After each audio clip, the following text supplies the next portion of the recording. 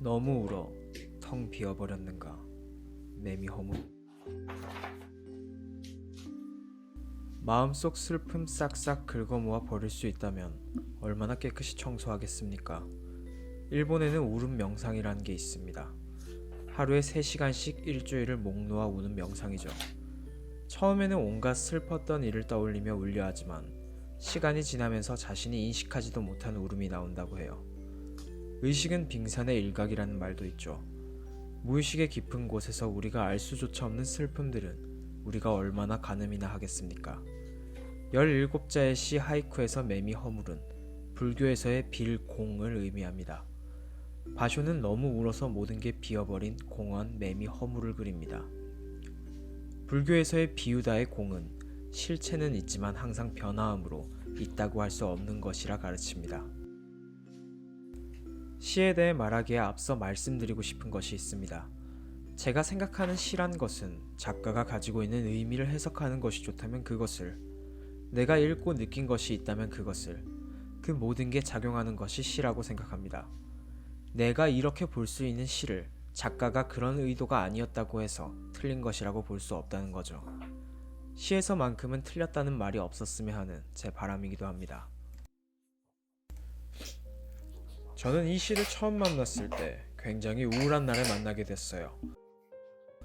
그래서 이 시에 대해 깊게 들어가고 싶은 마음이 없었어요. 우울한 날에는 맞아 나도 그래 라고 공감이 필요했었죠. 근데 제가 이 시를 다른 사람들에게 알려주다 보니까 대부분 저랑 비슷한 생각을 가지고 있었습니다. 짧은 단어로 많은 사람들이 비슷한 감정을 느끼고 그릴 수 있는 게 대단하다 느꼈죠. 근데 저란 사람은 다들 좋다고 하면 나도 좋았던 건데도 불구하고 괜히 다르고 싶어하는 욕구가 있습니다. 그런 욕구와 제 우울함이 지나가는 시기가 맞물리면서 이 시에 대해서 다른 관점으로 보게 되었습니다. 제가 본 다른 관점은 너무 울어서 텅 비어버린 것이 공허만 남은 모든 걸 포기한 사람이 아니라 다 울어버렸기에 슬픔을 텅 비어버린 것은 아닌가라고 생각했습니다. 매미 허물이란 것은 결국 매미가 죽은 것이지만 그 모든 슬픔을 비워서 행복을 채우려 떠난 것은 아닌가 라고 생각했습니다. 그렇다면 바쇼는 무엇을 말하고 싶은 걸까요?